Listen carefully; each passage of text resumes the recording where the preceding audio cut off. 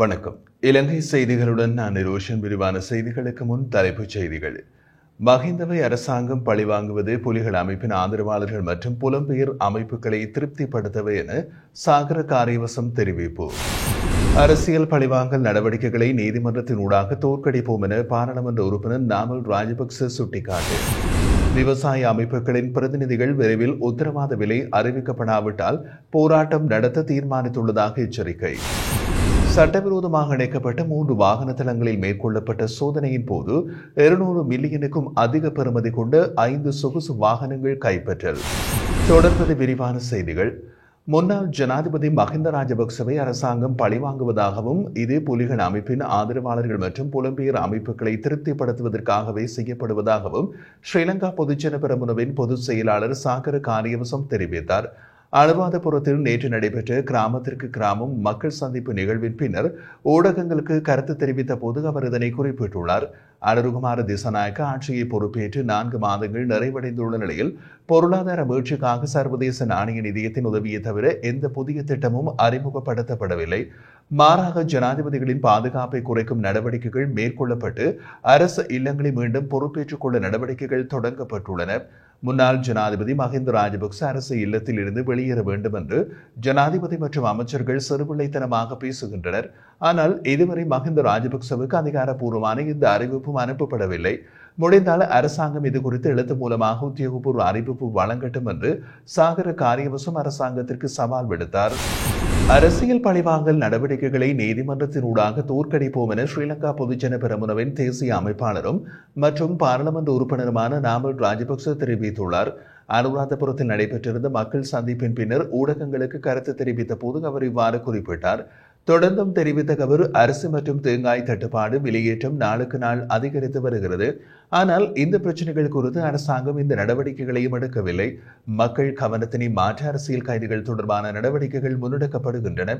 எமக்கு எதிராக குற்றப்பத்திரம் தாக்கல் செய்யப்பட்டுள்ளதாக கூறப்படுவது பழிவாங்கலுக்கான ஒரு பகுதியாகவே இருக்கலாம். நல்லாட்சி அரசாங்கத்தின் காலத்திலும் எங்களுக்கு எதிராக பல குற்றச்சாட்டுகள் முன்வைக்கப்பட்ட போதிலும் எவையும் சட்டத்தால் நிரூபிக்கப்படவில்லை. நாம் நீதிமன்றங்கள் மீது முழு நம்பிக்கை வைத்திருக்கின்றோம். அரசியல் பழிவாங்கல் நடவடிக்கைகள் சட்ட வழிகளில் எதிர்த்து வெற்றி பெறும் உணர்வு எங்களிடம் உள்ளது என்றார். அரசாங்கம் குறுகிய அரசியல் நோக்கத்திற்காக விசாரணை அமைப்புகளை பலவீனப்படுத்தும் முயற்சிகளை தவிர்க்க வேண்டும். இந்த அரசாங்கத்தின் செயல்திறனை கிராமத்திற்கு கிராமம் விளக்கி கூறுவோம். கடந்த கால தவறுகளை திருத்திக் கொள்வதனால் நம்மை விட்டு சென்றவர்கள் மீண்டும் எங்களோடு இணையலாம். முன்னாள் ஜனாதிபதி மஹிந்த ராஜபக்சவின் தலைமையில் இதற்கான பேச்சுவார்த்தைகள் நடைபெற்று வருகின்றன. அதன் அடிப்படையில் நடைபெறவுள்ள உள்ளூராட்சி மன்ற தேர்தலில் எமது சக்தியை மீண்டும் உறுதிப்படுத்துவோம் என்று நாமல் ராஜபக்ச குறிப்பிட்டார். முன்னாள் ஜனாதிபதி மஹிந்த ராஜபக்ச யுத்தத்தை முடிவு செய்தார் என்பதற்காக அவரை தொடர்ந்தும் தோளில் சுமந்து கொண்டிருக்க முடியாது என இளைஞர் விவகார பிரதியமைச்சர் எரங்க குணசேகர தெரிவித்தார். கொலன்னாவ பகுதியில் நடைபெற்ற நிகழ்வொன்றில் கலந்து கொண்டதன் பின்னர் ஊடகங்களுக்கு கருத்து வெளியிட்ட போது அவர் இவ்வாறு கூறினார். நாடு பொருளாதார ரீதியாக கடுமையாக பாதிக்கப்பட்டுள்ள நிலையில் அரசு செலவுகளை இயலுமான அளவு குறைப்பதற்கான நடவடிக்கைகள் எடுக்கப்பட்டுள்ளதன் ஒரு அங்கமாக ஜனாதிபதி மற்றும் பிரதமரின் பாதுகாப்பு உட்பட முன்னாள் ஜனாதிபதிகளின் பாதுகாப்பு செலவுகளும் குறைக்கப்பட்டுள்ளன. அதன்படி அரசால் வழங்கப்பட்ட இல்லங்களை மீளப்பெற அரசாங்கம் முடிவு செய்துள்ளது. இந்த நிலையில் முன்னாள் ஜனாதிபதிகள் ரணில் விக்ரமசிங்கே, கோட்டாபய ராஜபக்ச ஆகியோர் நாகரிகமான முறையில் அரச இல்லங்களில் இருந்து வெளியேறியுள்ளனர். ஆனால் மஹிந்த ராஜபக்ச, சந்திரிகா பண்டாரநாயக்க குமாரதுங்க மற்றும் மைத்திரிபால சிறிசேன ஆகியோர் இன்னமும் அரச இல்லங்களை விட்டு வெளியேறவில்லை.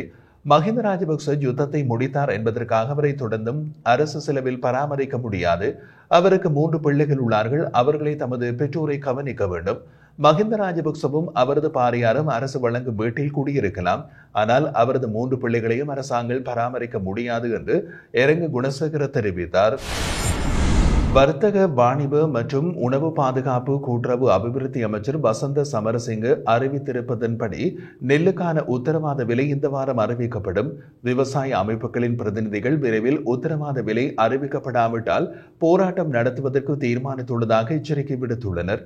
2024-2025 பெரும்போகத்திற்கு கிழக்கு மாகாணத்தில் பயிரிடப்பட்ட நெல் அறுவடை ஏற்கனவே தொடங்கியுள்ளதுடன் வடமத்திய மாகாணத்தின் சில பகுதிகளிலும் அறுவடை ஆரம்பிக்கப்பட்டுள்ளது. மேலும் மழையால் ஏற்பட்ட சேதத்தினால் சில விவசாயிகள் திட்டமிட்ட நேரத்திற்கு முன்னதாகவே அறுவடை செய்ய தொடங்கியுள்ளனர். எனினும் முக்கிய நெல் உற்பத்தி மாவட்டங்களில் அறுவடை முறையாக ஆரம்பிக்கப்படாத நிலையில் நீடிக்கின்றது.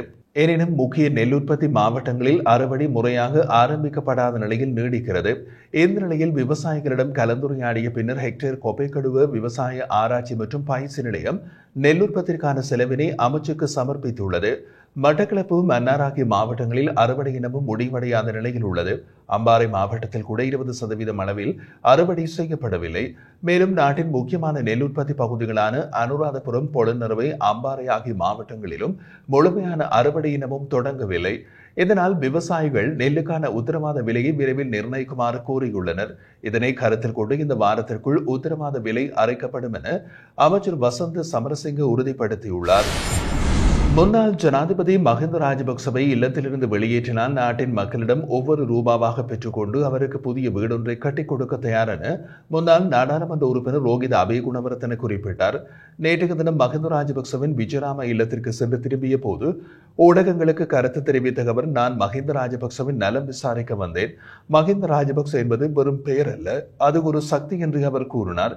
மேலும் நாம் அச்சமடைய தேவையில்லை. ஒருவர் குற்றம் செய்திருந்தால் தண்டனை வழங்குவதற்கான உரிமை இருக்கலாம். ஆனால் அரசியல் குரோதத்தின் அடிப்படையில் எதிர்த்தரப்பினர் இலக்காக கொண்ட அரசாங்கங்கள் நீண்ட நாட்கள் இயங்க முடியாது என்றும் சுட்டிக்காட்டினார். அத்துடன் மஹிந்த ராஜபக்சவிடம் அரசியல் பணி வாங்கும் நோக்கில் நடவடிக்கை எடுக்கப்படுகிறது என்றால் அதை நான் அரசியல் அநாகரிகமாகவே பார்க்கின்றேன் என்றும் ரோகித அபேகுணவர்தன தெரிவித்தார்.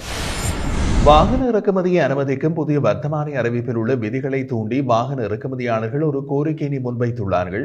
குறித்த விதி இறக்குமதி செய்யப்படும் வாகனங்கள் உற்பத்தி செய்யப்பட்ட நாளிலிருந்து 3 ஆண்டுகள் கடந்திருக்க வேண்டும் என்று குறிப்பிடப்படுகிறது.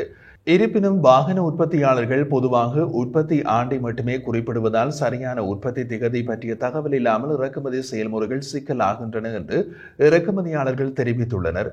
எனவே இந்த பிரச்சனைகளுக்கு ஒரு தீர்வு காணும் வகையில் குறித்த விதியை திருத்தி நடைமுறையை வசதியாக மாற்றுமாறு இலங்கை வாகன இறக்குமதியாளர்களின் சங்கம் அரசாங்கத்திடம் வலியுறுத்தியுள்ளது. சட்டவிரோதமாக இணைக்கப்பட்ட 3 வாகன தளங்களில் மேற்கொள்ளப்பட்ட சோதனையின் போது 700 மில்லியன் ரூபாவுக்கும் அதிக பெறுமதி கொண்ட 5 சொகுசு வாகனங்களை வலான மத்திய ஊழல் தடுப்பு பிரிவு கைப்பற்றியுள்ளது. ரத்னபுரி கலவான பகுதியில் சட்டவிரோத வாகனங்களை இணைத்து போலி ஆவணங்களோடு விற்பனை செய்யப்படுவதாக கிடைத்த தகவல் அடிப்படையில் கலவான போலீஸ் நிலையத்திலிருந்து 2 போலீஸ் குழுக்கள் இணைந்து சோதனைகளை மேற்கொண்டன. இந்த வாகனங்களின் இயந்திர எண்கள் மற்றும் ஆவணங்கள் போலியாக மாற்றப்பட்டுள்ளதாகவும் போலீசார் தெரிவித்துள்ளனர். முக்கிய சந்தேக நபர் கைது செய்யப்பட்டு விசாரணை மேற்கொள்ளப்பட்ட போது அவர் மயக்க நிலைக்கு ஆளாகி ரத்னபுரி வைத்தியசாலையில் அனுமதிக்கப்பட்டதாகவும் போலீசார் தெரிவித்தனர். சட்டவிரோத வாகன இணைப்புகளில் அரசுக்கு ஏற்பட்ட இழப்பை தடுக்க கிளீன் ஸ்ரீலங்கா திட்டத்தின் கீழ் இந்த நடவடிக்கைகள் மேற்கொள்ளப்பட்டுள்ளதாக வலான மத்திய ஊழல் தடுப்பு பிரிவு அறிவித்துள்ளது.